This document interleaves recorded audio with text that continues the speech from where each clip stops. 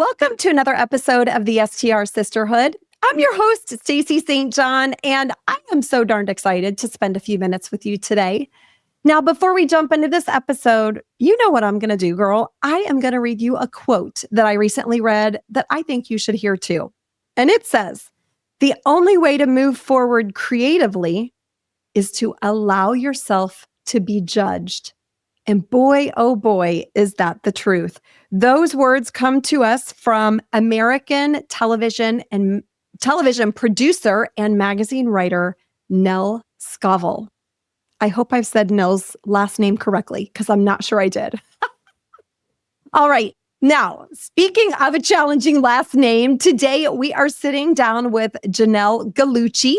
And let me tell you, she is a bundle of energy. I can't wait for you to meet her. You're going to learn all about her journey and how she has tremendously improved the cash flow of a property and also created a property that is the most wishlisted property in her state. So without further ado, let's jump into my conversation with Janelle. So today we are joined by Janelle Gallucci. And Janelle, I am so excited to talk with you, but first just want to say thank you so much for being with us. Yeah, thanks so much for having me, Stacy. I'm really excited for this. So let's start off at the very beginning. Tell us a little bit about who you are and how you found short-term rentals. Yeah, great question. So, hey everyone, I'm Janelle. I'm a short-term rental owner, investor, and educator. I got my start in short-term rentals in 2019. I have a background in corporate sales. I was working in San Francisco in corporate tech, and my husband and I were kind of living this life where, you wake up at 6 or 7, you get a quick workout in, you take the train, you deal with traffic, you work all day, you get home 7 o'clock, just enough time to make dinner, take a shower, watch one episode of your show together, and then you go to bed and do it again. And we kept sitting on the couch at the end of the day being like, is this it? Is this really it? This is the dream. We had the dream titles and the dream city and the dream house. And we felt so burnt out. And so we're like, what are we going to do? Let's get into passive income, which is comical because we now all know that short-term rentals are they're not passive income. That's not how I see them now. But at the time, that concept of, wow, you can earn money without showing up Monday through Friday, 9 to 5 and sitting in traffic and doing all those things was really appealing to us. And so, we were living in San Francisco. We loved coming to Lake Tahoe. We're like, let's just buy a cabin. And if it makes some money to cover some expenses, awesome. I thought I had the most genius idea, Stacey. I was like, I've cracked the code to how to get a free vacation house. I'm going to buy this property. I'm going to rent it all summer and winter. That's going to cover all the expenses for the year. And then I'm going to have a free place to stay in the off season. And I was like, this is brilliant, right? So we closed on that property, and the first year did about $25K in revenue. We had a property manager, and I'm so grateful for my cleaner who gave me this nudge and was like, you don't need that property manager, Janelle. You could totally do this on your own. And so took the plunge, started self-managing. Our revenue grew to $70K that next year, then $100K. Then I was like, all right, I want more of these. I joined a mentorship, not only learned how to buy another one, but also continued to optimize that current property. We did $120K in revenue, last year 140, and now this year $160K in gross revenue on the same property. And then last year, we kind of took everything we learned, found our second property. It's down in Mississippi, launched it. We closed 30 days before our wedding, documented the whole crazy story on Instagram. It took us, we spent 23 days after closing, setting up the property, installing the wallpaper, getting the hot tub in, assembling furniture, getting the photographer there, flew home for our wedding, launched that property. It's been occupied 90% since month 1, made a profit since month 1. And about 5 months ago, Airbnb's public relations team reached out to me. I thought it was a scam. It came to my junk box to let us know that our property was the #1 most wishlisted Airbnb in the entire state. And we made their list. Every year they published a list of the 50 best Airbnbs by state in the country. And we were on that list. And so that's me. That's my story. And that's what I'm here to talk about. Woohoo! That's amazing. I have so many questions for you. I want to go back to the very beginning when your cleaner told you, hey, you really don't need that property manager. Because like you, when I started, I had a property manager, and very candidly, my challenge with my property manager wasn't necessarily revenue. It was tied into the care of my property, the cleanliness. I felt like I had put my blood, sweat, and tears on decorating my property and keeping it to a standard that I was proud of, right? And I would walk in my property, and I always think about those cartoons when we were kids, when somebody would get mad and the smoke would come out of their ears. I felt like that every time I walked into my property, you know? And so I'm like, what is happening here? Why is my beautiful area rug like curled up in a ball in the closet? What happened to my Ralph Lauren pillows that are now $5 Walmart pillows? Like, what is happening here? Yeah. And every time I had a come to Jesus meeting with my property manager, they would tell me, Stacy, your expectation is just not realistic. Like, it just, no, we don't have time to, inspect after the cleaner. No, we don't have time to buy your same pillows, And I was like, okay, I'm thinking this is no longer a fit. Yeah. Right? So what made you even have the conversation with your cleaner about, do I really need this property manager? And talk to me about your thought process from moving from a property manager to self-managing. Yeah, I know it's funny because I don't know that I had much of a thought process. I was just like, someone told me I should do this, so I guess I'm going to do it. But here's how it came up. We had the same thing where we would be mad. And at one point when we came to the house, we ran into the cleaner, and I had given all this feedback to the property manager. Like, it was something, smaller things. Like, I don't want the towels sloppily folded and put on the bed. I want them rolled really tightly, like spa towels, and stacked at the edge of the bed on each bed. Like, just like towel feedback, simple stuff. And I noticed when I walked in, the towels were sloppily folded on the bed. And I was like, did you not get that feedback? And she's like, I have no idea what you're talking about. They never gave me any feedback. So they weren't passing the feedback along. We then got complaints about the hot tub. And so I ended up getting the number to the guy they were using. And I was like, dude, like, why aren't you servicing the hot tub? We're getting complaints. I'm so mad. And he's like, I have no idea what you're talking about, Janelle. Like, you're not even on my schedule. So they had been billing us for that hot tub service when he's like, they literally never even scheduled me. And the cleaner wasn't getting the feedback. And she was like, listen, like, you think your property manager is here they don't come at every turnover. They had never actually been to my property physically once. It's the cleaner that is your boots on the ground. And I think my thought process was, I have a background in corporate sales. I've been leading corporate sales teams. I know how to manage. I know how to hire. I know how to train. This has got to be similar. Like, I could just use this cleaner I have, and she could work directly for me. And that way I won't have this middleman. There was also some issues, like there were typos in our listing, right?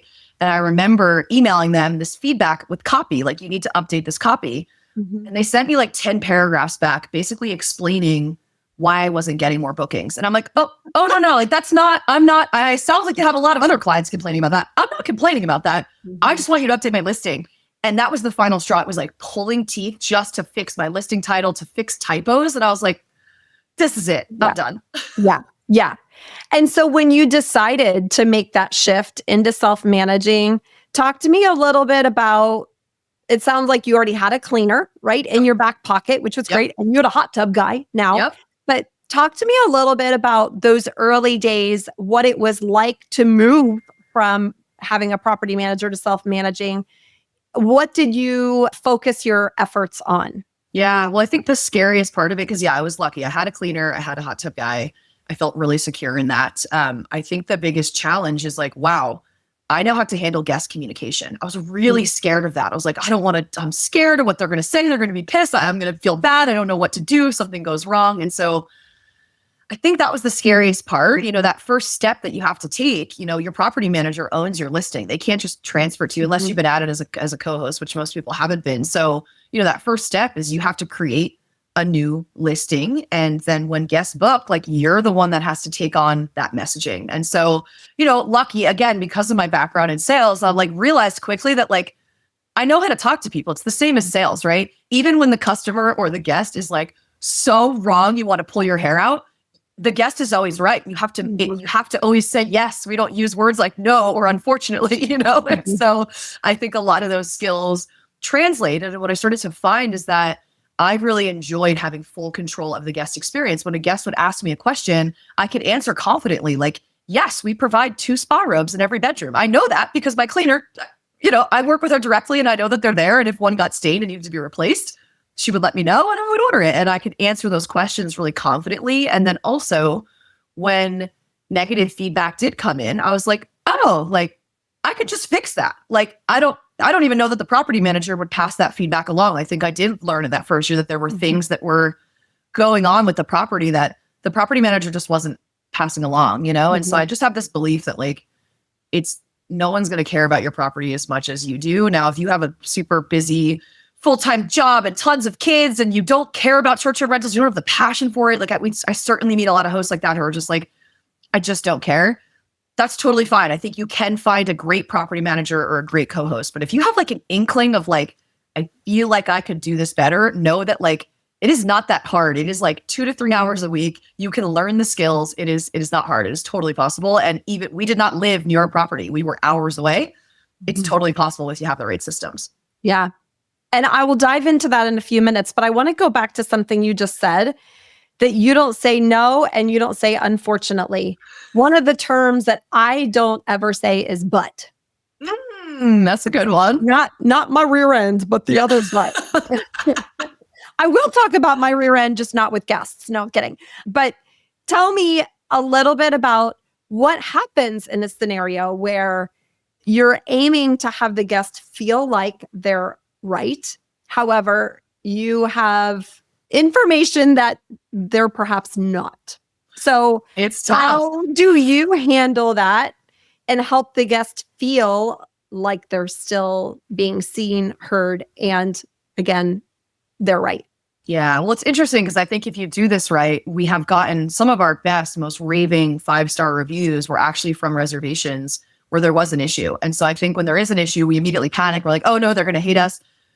If we just show up really compassionately and empathetically and try to understand what's going on and like make our best effort to fix that issue. And I always try to respond right away. I try to get someone over there right away if there's an issue.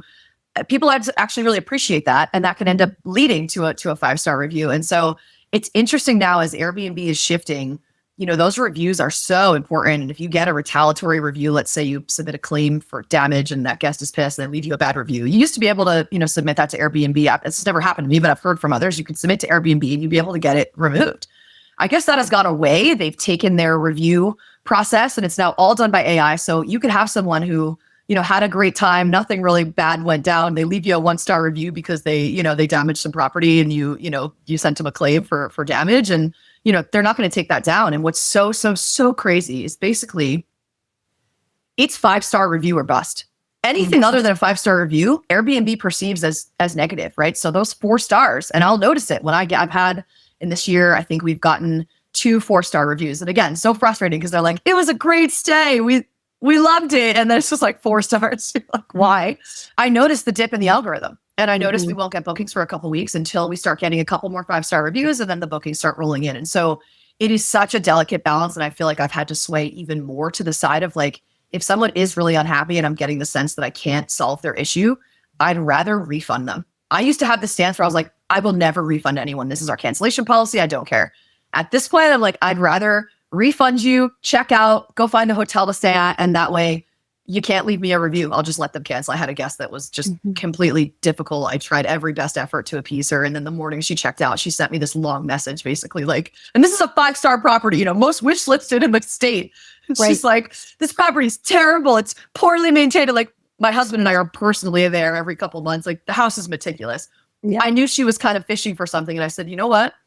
Why don't you go ahead and we're going to cancel your reservation. I'm going to fully refund you. And then, she was happy and she wasn't able to leave us a review. She got a free stay out of it. Was that frustrating? Yes. But ultimately I want to protect my reviews. And if she wasn't happy, it's like, I don't need to deal with this. I don't need this headache. And I don't need the couple $100. It was a 2-night booking. So it wasn't a huge deal. But yeah, it's tough. I feel like it's getting tougher and Airbnb typically isn't on our side. A lot of us are trying to build up our direct booking, channels and VRBO channel and just different channels because of that pressure of like, you have to be really mindful of how you communicate with those guests and what gets documented. So it's tough. Yeah. It was interesting. I was out at Airbnb's corporate offices in October and I had the pleasure of speaking to their senior leadership team. I was on a panel and that was really enlightening.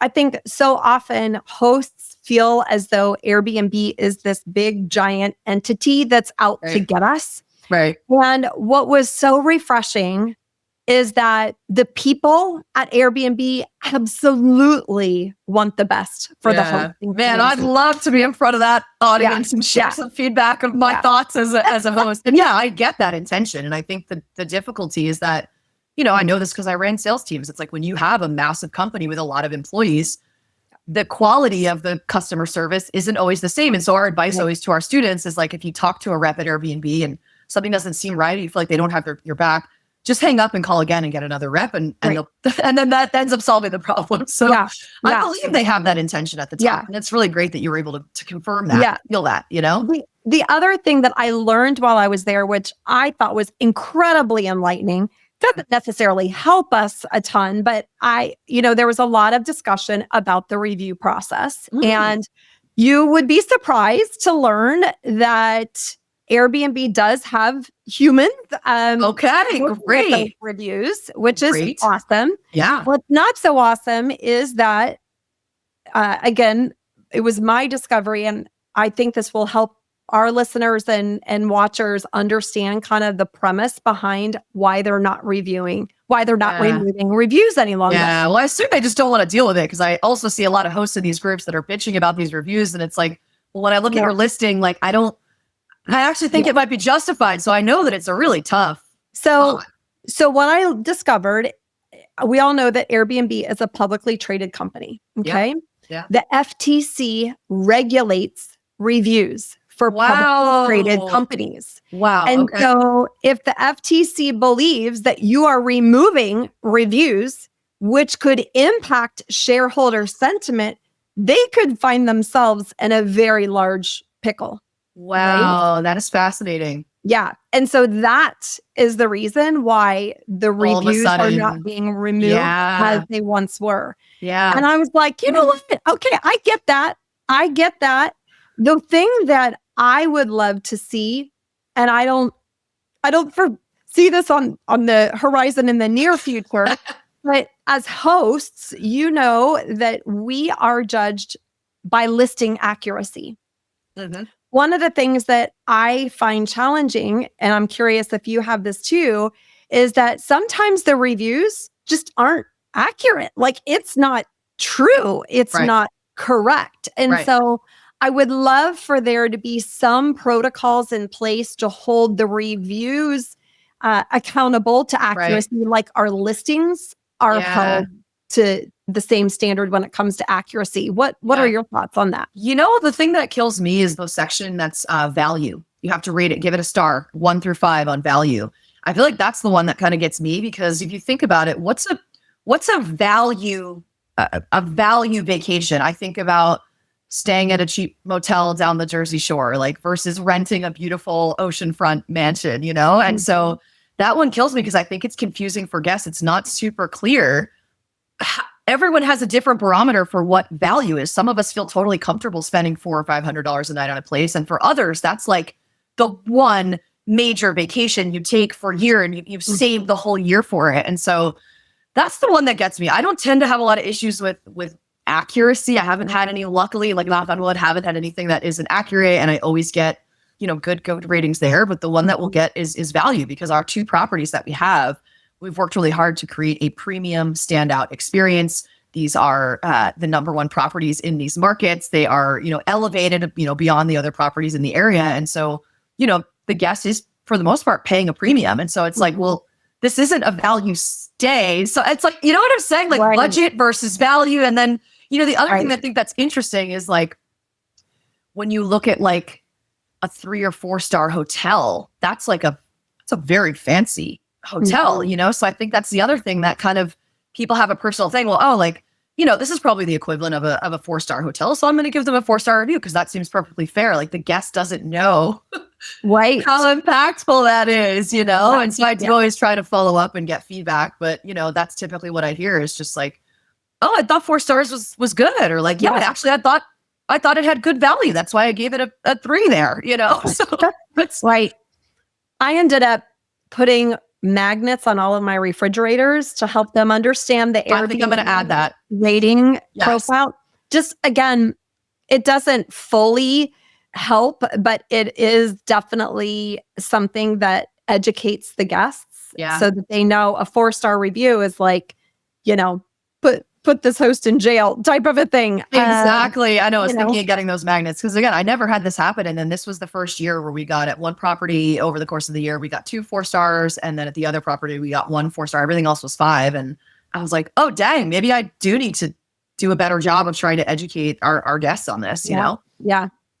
I want to move over to the revenue growth. So obviously, you know, you started out with 25K and you mentioned this past year, what you did 120. Did I hear that right? Okay, so 120 was 2023. Okay. 140 was 2024. And I just was working on our P&L for this year and just put what we have in bookings through the rest of the year.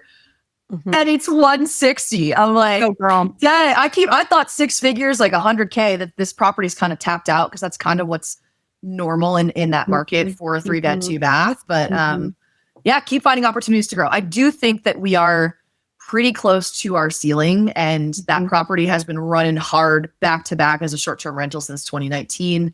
And I think to get to the next tier of revenue, I do actually want to renovate it. We want to fence in the side yard, add a sauna. That we have an epic view of Heavenly Ski Resort, but like we're not optimizing it because it's like an unfenced side yard on the side of a road. And so it's like, man, I think if we want to get to the next tier, we got to think about how to become more unique, more stand out. And then in Tahoe, which is where that property is, there is a really big luxury market. You know, a lot of the properties on the lake are like, you know, I rented one for my wedding. I think it was $3,000 a night. Like it's a fortune.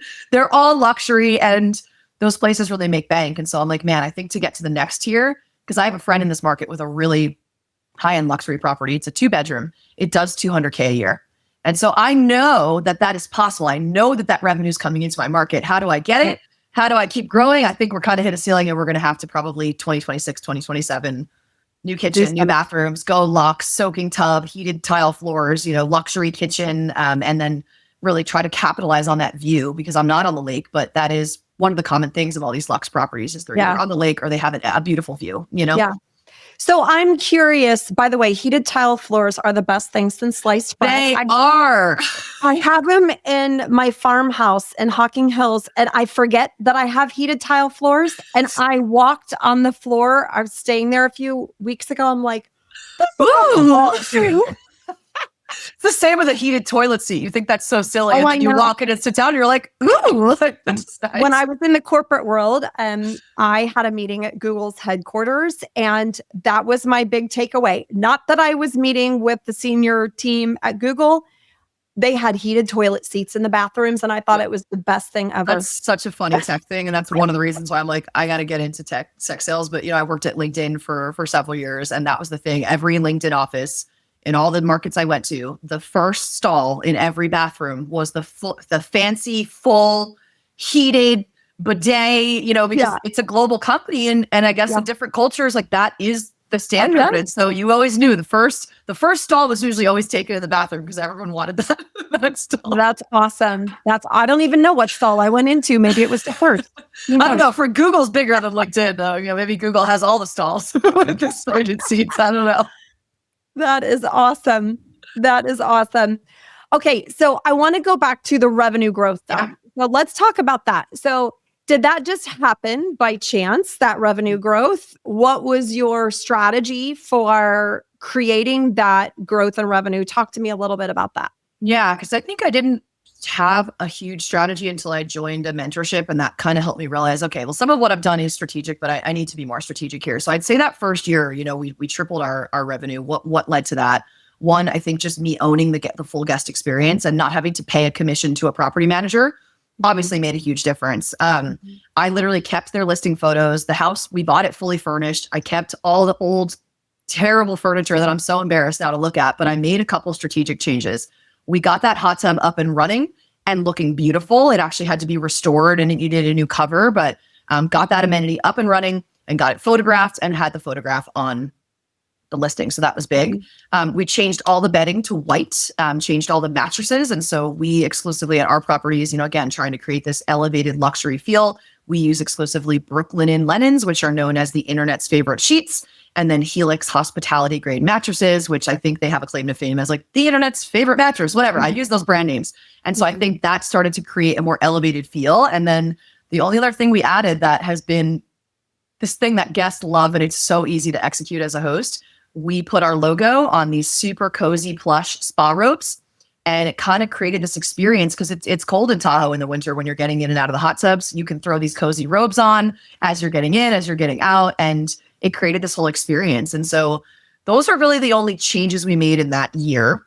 And I'd say once we got into the mentorship and started learning, the next gap we uncovered is that we were kind of generic. Like we were trying to be everything to everyone. And I think because we were a unmarried, childless, petless couple, we're like, oh, well, surely all of our guests are going to be people just like us, unmarried couples with no kids or pets. And when I started to understand how to analyze market data and how to refine your ideal guest avatar, I was like, this is all wrong. The people staying at our property and the people coming to my market are families with young kids that would love to travel with the family golden doodle, from San Francisco. And so I reshifted the whole strategy. I was so terrified to allow dogs. I'm like, these dogs are going to wreck my house. Like I can't even picture one stepping into my precious home and ruining it. And I realized as I started to look at the data and you look at it, you remove the emotion, you look at it as a business decision. That was just a huge opportunity we were missing. So we really refined our guest experience we added a lot of kid-friendly amenities and we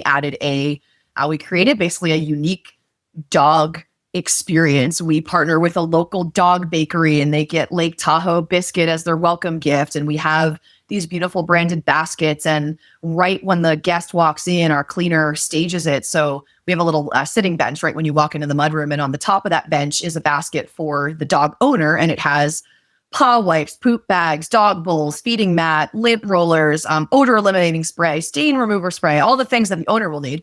And then right below it is this big branded basket with locally themed dog toys, the dog s'mores, the dog fire. And so literally right as your dog walks in, it gets to go right to that basket and pick out a toy. And then you walk into the bunk room and your kids see like, oh my gosh, the reading tent is set up with the string lights. And there's, again, branded baskets where we have kids' books in one and a bunch of kids' toys and puzzles and games in the other. And so we started to really kind of just create a specific and unique experience for a specific person. And I think that was a huge unlock. We had a huge amount of revenue growth. And that was, again, around sort of 2023.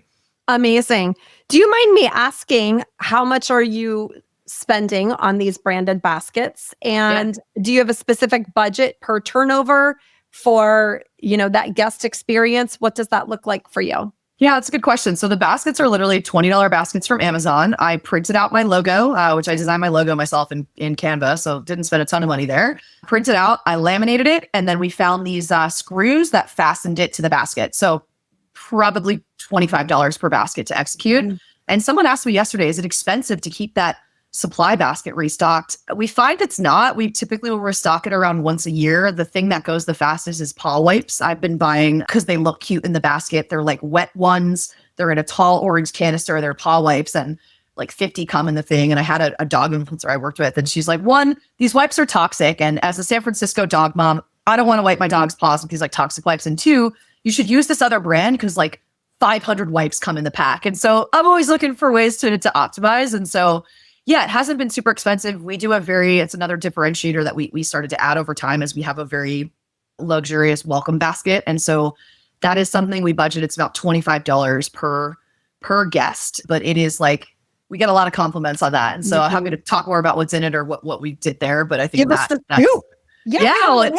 Okay, here's the scoop. So I think when people come to stay at your property, they're coming to travel to that market. They want to be immersed in the local culture. So I went around to my favorite local brands. So let me give you some examples here in Tahoe. We have Tahoe Trail Bars, which are like granola, energy bars. We have Tahoe Artisan Water, which is sparkling water. We have Tahoe Toffee, which is like, if you're like a chocolate toffee gal, this is like the most delicious freaking toffee you've ever eaten. What else do we have? Yeah, those are the things that are top of mind. And so I reached out to those companies and I said, hey, I want to provide your product to my guests. I'm going to give your brand exposure to my guests. In exchange, I want a discount or wholesale pricing. And so basically I have wholesale agreements with all of them so I can buy everything in bulk and keep it cheap. And then the other, I think, part of the unique experience is we have fire pits at both of our properties. We provide a full s'mores kit to every guest that checks in. So they get this basket. It's got locally themed stuff on one side. It's got your s'mores, your graham crackers, chocolate bar, marshmallows, and s'more skewers on the other. We've got some local materials like how to avoid bears, how to, in Mississippi, we have alligators, it's like, here's how to be safe and what to know about the market and the property. And then the other thing we put in there is popcorn. And we get a lot of compliments on that as well. I think when you've been in the car, especially if your property's in a drive-in market or even a fly-in market, like popcorn is something that like you can throw in the microwave as soon as you arrive and like you have something to sustain you as you settle in. And so, yeah, those are the key components of it. Now, my new thing this year is I now have this with 3 different restaurants. They've created these they basically created an affiliate program. So I get these little cards and the guest, it's like free appetizer with the purchase of an entree. And then if they go redeem it, I end up getting like a $5 credit to the restaurant or something. And so I've gotten 3 of those unlocked so far. So that also is in the welcome basket are these cards that you can take and you can use to get discounts at local restaurants. And I just love this, Stacy, because it's like, it's a win for me because it elevates my guest experience. It's a win for the guest because they love the products and they love the discounts and they love the deals. Yeah. And it's a win for the local brands because they're getting exposure and they're getting foot traffic into their location. Yeah. So yeah, that's what our welcome baskets are like. And again, it ends up breaking out to somewhere between $20, $25 per basket. And is it your cleaner that is putting together the basket? It is. And some people are like, well, I manage my property remotely. So I guess I just like can't do handwritten notes. I pay my cleaner. I actually agreed. I pay her $5 extra and she does a handwritten note for every guest for me. Because I used to do that myself before we had our remote property. I now have relocated myself to Tahoe, so I am close to the property. And you kind of get lazy. I noticed I stopped relying on my systems and I was like, oh, something's wrong. Let me just go fix it. And it's like, no. Like the cleaner actually wants to help and she would love the opportunity to earn more money, to take on more responsibility. And so I was able to kind of take my inspections off and kind of just give her that feedback. And I'm like, I don't need to be driving up here for every turnover to write a handwritten note. She can write as well, And so we're able to give that really unique touch and that handwritten note that has the guest name and it's signed by me and my husband, but I'm not there every time doing it, It's interesting. So I live 10 hours away from where the majority of my portfolio is. Yeah. And I'm usually down there about once a month, meeting with my team, walking the properties, doing trainings, things like that. And it did occur to me when I was there in Myrtle Beach the last time, I thought, you know what? How lucky am I that I have created a business that has forced me to have systems from the start. Yeah. Right? And so often when people are hosting in their backyards, they're not creating those systems from the start. And quite honestly, even when they're not hosting in the backyards, they're not creating those systems. But the systems are what give you freedom. I know. The systems are what I had a coaching call with one of our mentorship students yesterday. And I was like, well, are you using Turno? And what's your quality control checklist in Turno? And she's like, oh no, I'm the cleaner. And I was like, okay. We need to fix that because that is like the fastest way to burn out as a host, in my opinion, if you're cleaning. And the cleaner is the core of the business. Like I value my cleaners and I pay them really well. I always pay them above market. But at the end of the day, cleaning is a $20, $25, $30 an hour job. You are worth more than that. You have to be working on your business, not in your business, to grow your revenue like we have. And so I think that's one of those. If you're the one doing your cleaning, it's time to find a cleaner you can rely on and start using some systems. And, it's totally possible. Yeah, absolutely. We just did this exercise as homework last week in my accelerator program. And we did goal setting this past Monday. We're recording this in November. So we did goal setting for 2026 in early November. Love it. But one of the prerequisites of that is to understand the value of your time. Yes. So that was the homework prior. So I took everyone through an exercise. It takes about 10 minutes to do, but it is shocking and mind-blowing when you actually understand the value of your time. It makes it so much easier to delegate work and to make decisions. Yeah. And everyone loves that book, Who Not How. Mm-hmm. And I feel like even if you don't read the book, that mentality and that line is just like, okay, when I have a problem in my business, it's who, not how, right? Find someone that's an expert in that. I'm actually not a very good cleaner myself. And my cleaners that's what they do for a living. They're so good at it. And so it's like, Yeah. I say to my cleaners, listen, you would not want me cleaning the property or making the bed. Okay. No. Yeah. No. Mm-mm. Mm-mm. Yep. Okay, so this is so fun. All right, now quickly talk to me about the second property that was the number one most wish listed in the state. Give me the scoop. Like, what does it look like? What makes it special? And how do you feel like it became the number one wish listed property in the state? Yeah, such a good question. So, around 2023, we had grown our revenue a lot on our first property. And I said, it's time to buy another. But I just don't understand how people are buying these properties. Like, how are they funding them? How are they finding them? We just fell into that first deal. We weren't thinking about it as investors. We got lucky, but like, I don't want to rely on luck again. And we've kind of shifted our focus and our goal as we've left our corporate jobs and started to shift more into real estate. Like, we're trying to retire ourselves through short-term rental cash flow. Like, that's our goal. And so we joined this mentorship. I ended up finding out that there was more revenue growth in the current property, because I talked about some of what I did, but then 2024, 2025 was understanding, pricing and listing optimization and, marketing strategies. And so it was cool that I got that out of it, but I also learned for the first time, like, how to actually find profitable markets and analyze properties for cash flow, right? And define my goals, right? Because a lot of people, like, you talked about that goal planning worksheet, right? A lot of, like, I know I struggled with this, and a lot of hosts do. They're like, they come to us, they're like, I want to build this portfolio, and I want a property in every market I want to vacation in. So I want one in Maui, one in Miami. I'd love one at Vail for my ski trips. And it's like, that's a great goal, but like, that is probably not, like, you're probably not going to get a ton of cash flow. Those are very expensive markets. There's a lot of saturation. Like, that's a great goal. But if that's your goal, like, just know that these are it's a personal lifestyle goal, right? And yeah, you can hopefully cover some of those expenses with your rents.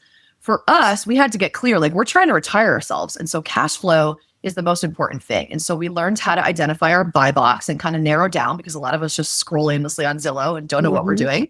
And so our buy box had to be 500K or less. We wanted waterfront. My husband and I grew up in a lake in New Jersey.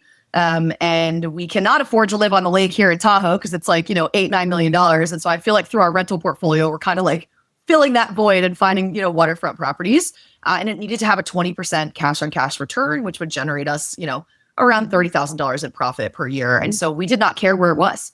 It could be anywhere in the country. And so I was just dedicated time. This is another thing I learned through my mentor is, like, you have this goal to buy another property. Well, what are you doing every day to move yourself one step closer to reaching that goal? And I was like, oh my God, I'm not thinking about it that way. So I started dedicating 1 hour every single day, 7 days a week, to just analyzing properties, analyzing markets, running the numbers, and trying to find those pockets where things could work. I spent a lot of time in Michigan, Wisconsin, not like physically, but mentally researching, right? Wisconsin, Minnesota. I mean, where can you buy waterfront homes for under 500K? That's, there's only certain markets you could do that in. And so some of those days I would talk to friends and people in my network and be like, what do you think of this market? Or have you ever vacationed there? And someone had suggested, they're like, there's a bunch of different Facebook groups and like email newsletters you can sign up, and they just, they list properties that are short-term rentals for sale. And I happened to find this listing, and it, MS said MS, which I sent to my husband, and he's like, oh, what is this, like a lake in Minnesota? I was like, oh yeah, I think it's Minnesota. I don't know, but like, looks like a cool property. What do you think? The numbers make sense. And they're like, wait, this is Mississippi. The Mississippi is on the ocean, right? There's 60 miles of Mississippi on the ocean. And so made an offer, negotiated, got accepted, and we closed, and we flew down there the day we closed. And that was the first time we had ever been in the state of Mississippi. And so kind of a trip, but I think this is so important when you're looking for markets. Like, a lot of us think, well, these are the places I vacation, so that's probably going to make the most sense. But there are so many incredible markets around the US where tons of people vacation, but like, it's just not where you would go. Like, when you live in Nevada, in Lake Tahoe, in California, in San Francisco, like, you're not going to Mississippi for a vacation, right? But if you live in Louisiana, Texas, a lot of the Midwest, Tennessee, a lot of them do head south. They head to Texas, they head to Mississippi, and they that's where their beach vacations are. And so, it really surprised me that Mississippi was one. We ended up falling in love with the coast. I mean, it is an incredible place. I'm so glad, because that wasn't in our buy box. I didn't care if it was a place we were excited to go to. I just wanted the cash flow. But yeah, that was how we found Mississippi. And then, yeah, again, I learned a lot of these skills in that mentorship that I was in, how to find profitable properties, how to underwrite them, and how to launch them. So that's kind of the piece of how did we find it, at least. Yeah. And I think it's so important, as you have learned, and I teach as well, it's so important to not go into an acquisition with blinders on. Yeah. Oftentimes when people are underwriting and analyzing deals, there is still some emotion in it. Yes. And I will say, if you are in a situation where you're looking for a family vacation home and you're looking to supplement or offset costs, it's fine to have that emotion because Right. you are intentionally looking for something that your family is going to enjoy. Yes.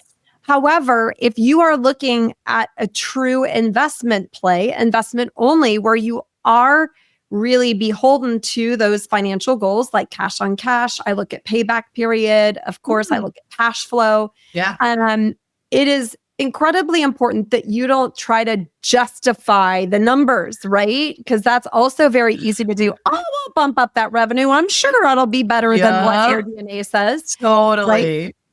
That's why it's so powerful to have a coach or a mentor because, you know, I remember before I found the Mississippi property, I'd found this property in Anna Maria Island, Florida. I had a wonderful vacation there. I'm like, I really want to own property here.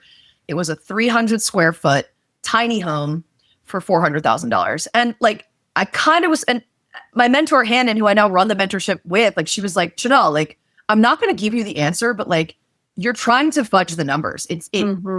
That's not realistic. And when you underwrite, it's not just like, this is what it's going to do. You actually have 3 different numbers you're looking at. You're looking at your worst case, your best case, and your most likely. And like, basically my worst case scenario was like the best case. And, you know, it just ended up, I was off, you know? And so I really appreciated her because I was so emotionally tied to like, oh, I just had this great vacation there. I'd love to own it. Like my ego started to get involved. And so I really had to, again, go back to that buy box. No, Janelle, it's about cash flow. Anna Maria Island probably is not the best market for us. And then kind of wild, but 4 months later, that entire complex of tiny homes was completely destroyed by a hurricane. And they had to do a specialist assessment at the HOA, and it would have been a horrible investment. Yeah. Somebody was watching out for you. That's good. I think I didn't say that. There's always something else around the corner. So don't try to make something work because it's like the sooner you can move on and let it go when it doesn't work, the next thing is right around the corner, you know? Absolutely. Yeah. Okay. So you've acquired this property in Mississippi. You've discovered you like the coast. Yep. Talk to us about how you have created a property that is the most wish listed in the state. Yeah, well, I think it starts with kind of talking about the first property, right? Really nailing down the market and the ideal guest avatar. So this is a different avatar than we serve here at our other property. And so, you know, we knew that it was a lot of multi-generational families with teenage kids. And what they want is activities and things to do that is going to appease everyone, right, on that trip. And so we were intentional about that. Now, I've never lived in the South. I haven't traveled a lot in the South, but the South does have a different design and style aesthetic than where I live in the mountains and where I lived in San Francisco. And so this was the first project where we hired a professional short-term rental designer. That made a huge difference because they were able to take all my research and, you know, kind of validate it because they do their own research as well. And we came up with this design and amenity strategy together to really get that avatar excited. And I think a lot of people are afraid to go specific in who their avatar is, but I truly believe that is part of why we became the most wish listed, is because when you create a specific thing for a specific person, they're more likely to be like, we have to stay here. Oh my gosh, versus just kind of being a generic beige and gray, you know, property that works for everyone. And so that was a huge change for us. And the beauty of working with a designer is that, you know, we hired them right before we closed. And basically it was 2 weeks before we closed. And basically the day we closed, we had a spreadsheet with a tab for every single room, with every product that needed to be purchased. And so, yeah, it took us 24 days to get everything there, assemble it, get the hot tub in, build the fire pit, and launch it. And so I think beyond the design and the amenity strategy, the other pieces that are important is photography. Like photography is probably the most important part of your listing after design. A lot of people think like, oh, I have this Instagram and I'm going to do all these things to market. Your frontline marketing is your design and your photography. You don't need to be email marketing. And yes, those things are great to add on later, but if you don't have those frontline pieces locked in, the rest of it doesn't matter, you know?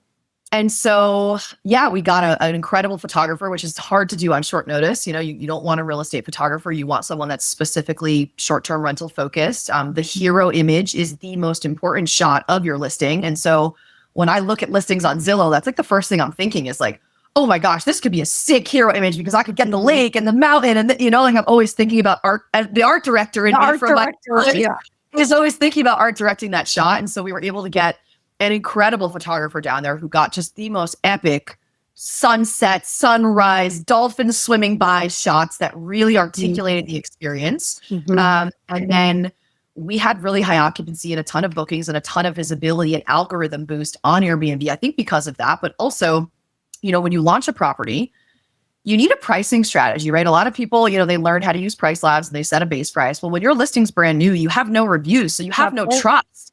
Yep. And so we sometimes work with hosts that have that limiting belief of like, well, I would never rent for less than $300 a month or a night, and it's like, well, what? It's actually not you that dictates your pricing. It's the market and what the guests pay. So we were very intentional those first 3 months. We did make a profit and have high occupancy in those months, which was awesome, but that actually wasn't my goal. My goal was I need to get as many people staying here as possible to get as many 5-star reviews as possible to kick me off. And I was talking to my friend Patrick yesterday, who's a co-host, and he was like, sometimes these properties, they get in this Instagram or this Airbnb algorithm boost, and it just like keeps going and going and going. And like, we kind of had that launch, and it just keeps going and going. We did eventually increase our prices once we, had a ton of reviews, and, we're going to continue to increase them as we optimize and, and improve the property. But I really think that's what led to it. We did a lot of intentional research. I don't know if you've seen that property, but we made the choice to paint it orange. There's a lot of fun beachy colors on the coast, and in the top performing properties, listings on AirDNA, I noticed their hero image were always an exterior shot of the house on the water. And there was a purple one. There was a blue one. There was a yellow one. There was a pink one. There was no orange one. Orange. And so I, again, was very intentional that like, how am I going to stand out and get that person to be like, wow, I have to stay here. And so I think that's what led to it. I didn't ask people to wish list me. It would just it just like happened, because it's like in sales, I was talking to someone about this the other day. You remember in sales, you have a quota, right? And if you obsess over that quota, that's not really helping you, right? But if you obsess over the inputs that lead to that quota, the actions you take on the front end, then the number takes care of itself. And I kind of feel like this is the same. Like if you create an elevated premium experience targeted to a specific person, you get epic photography that articulates that really well, and you do all those things well, the revenue should take care of itself. The results are the byproduct. Of all of that. 100%. Yeah. Absolutely. So good. So good. Janelle, I want to say congrats on all of your success. It's so fun to hear and listen to you. And, for all of our listeners who are just starting out, I just want to highlight the fact that Janelle has had tremendous success and is helping other people. And she has 2 properties in her portfolio. A lot of people believe, oh gosh, I could never help anyone else until I have 10, 15, 20, 25, 30 properties. Right. I just want to encourage everyone to look at your own experience, your own knowledge, and look for opportunities to pay it forward, to help other people, because we learn so much by helping others. Would you agree? I totally agree. And it's just, I'm so fortunate because I don't think I would have had the confidence to teach and mentor and coach others, but I happened to be in this mentorship program with my mentor. She was a friend and she lived the life. She has the life that I want to get to. She built a portfolio of now 10 short-term rentals, 2 boutique hotels. She fully retired herself and her husband, and she spends all this time with her kids. And so that was really, I was like, how did she do this? And so I was one of her star students, and like, she has all the experience, but I have this sales and project management background, and I'm really good at facilitating like online sessions. And so she's like, I want to invite you on to be a business partner. And I was like, what? Like me? Like little me, And so it's been so fun because it made me realize like, I do have a lot of value to offer, but also I'm really happy that she does it with me, because there are like, her and I fit really well together. She's really good at the investment piece and understanding funding and market research. And I'm really good at the aesthetics and the design and the photography and the marketing. And so we work well together. But yeah, I think that is just a surprise is, we all have something to offer, and, it's, we all have that value. Absolutely. Okay, Janelle, I want to move to the lightning round. Okay. So I'm going to ask you to answer with the very first thing that comes to mind. First question is, where is your favorite place to vacation? Ooh, okay. So it was always Lake Tahoe, and then we moved here. And so now we're kind of stumped because we live where we're used to vacation and we love our life here. But I I think we need a warm tropical destination in our future. Anna Maria Island would probably be my answer. That Okay. love Anna Maria Islands. Yeah. All right. Where's one place you've never been that you want to visit? Well, I just checked some big ones off the list this year. I was going to say Yosemite and the Grand Canyon, but I did get to see those this year. I've never been to Sedona. I'm very into like health and wellness and energy and yoga, and I would love to go there. And it's interesting. A lot of people have these bucket lists to go abroad. For some reason, I don't have that calling. I feel like there's so much here to see, especially, I grew up on the East Coast. So I've only lived out in California for, Nevada for 10 years. There's so much to see here. I still haven't been to San Diego, so I got a US bucket list. So, right. Get me to Sedona and get me to San Diego. I tell you, Sedona is so beautiful. And I know you said you went to the Grand Canyon. Yeah. I believe that Sedona is more stunning and beautiful than the Grand Canyon. Wow, that says a lot. All right, I got to get amazing. Pretty amazing. Okay. Next question is, what's one thing you know now that you wished you knew when you were starting out in the world of short-term rentals? That you can self-manage and you can do it better than your property manager. And it doesn't matter if you live near your property or if you live 2,000 miles away, you can totally do it. Amazing. Okay. Next question. What's the best piece of advice you've ever been given? Ooh, find a mentor. I feel like I'm a very headstrong person, even in my career. And when I actually started to find mentors in my corporate career, whether they were managers or, whoever I could find at the company, that was when my career really started to take off and I started to get opportunities and have a lot of growth. And I'm now noticing the same thing in short-term rentals. I did pretty good on my own, but now that I have a mentor, that I'm a part of a mentorship community, it's like all of a sudden that growth is just like accelerated. And so find yourself a mentor. It doesn't have to be someone that you pay a lot of money. It could be someone that you just admire on Instagram, another host, whoever it is, but find yourself a mentor and make sure that's who you're getting your advice from. Because as a host, people that aren't hosts love to give us advice. Oh gosh, the bubble's going to burst. The guests are going to wreck your house. That's not what we want in our ear. We want to be working with someone who essentially is a couple steps ahead of us in the journey we want to be on, right? That's one of the reasons why I left my corporate job. I started looking at that track and looking at what my mentor or my boss there was doing. And I was just like, I don't think that aligns. I've been climbing this ladder and I'm just going to jump off and start climbing a new one because I don't like where that ladder is leading. And so I think that's so important. Find a mentor that aligns with you. I couldn't agree more. And, you and I both have the opportunity to help other people on their journeys. One of the things that I will add to that, in addition to having a great mentor, is having a great brain trust of fellow peers and colleagues around you. Yes. And I will say this, in my community, and I'm sure you've experienced it in yours, there are situations that I've never dealt with. Right. And I am the mentor, right? Totally. I've never had to redo a septic tank, thank goodness. I've never had an experience where a guest has died in my property. I've never been in a lawsuit, However, there's people in the community that have with a robust brain trust of like-minded people. Yes. You can lean into and what I call knowledge hack into their knowledge, their expertise, their experiences, so that, again, you don't have to reinvent the wheel. I totally agree. Add that to my answer. And that literally just happened to be this morning. We had a guy that maybe wanted to work with us. It wasn't the right fit, but he became a contact. And even though I was going to help him improve his revenue, well, he lives down in Mississippi and I'm looking for insurance quotes. And he's like, here's my guy. And I had an hour-long call with this guy. And I was like, this contact is gold. Yeah. And I would have never even gotten it if I didn't meet that guy and have him a part of my. I love that you use the word brain trust. Like, yes, that is exactly what you need. Yeah. Love it. Okay. Last question. What's one thing and or person that you're grateful for today? Ooh, my husband. Oh my gosh. We've been together for 15 years. We've only been married for a year, but we are in the middle of a build project. So we're currently underway on our third and fourth short-term rentals. One of them is a build project. We made the decision to GC it ourselves. And when I say we, basically what it comes down to is my husband, because I can drive the goal and the vision forward, but he is the one supporting his clients hourly at his home office and then running to the job site and trying to manage the job site as well. And we are saving so much money. And this is going to help us build a lot of wealth by doing this build project and then having it, it's going to be worth more than what it costs to build. And then we can have it reappraised, pull that equity up. It's going to be amazing, right? I'm so excited. This is like the next chapter of investing for us.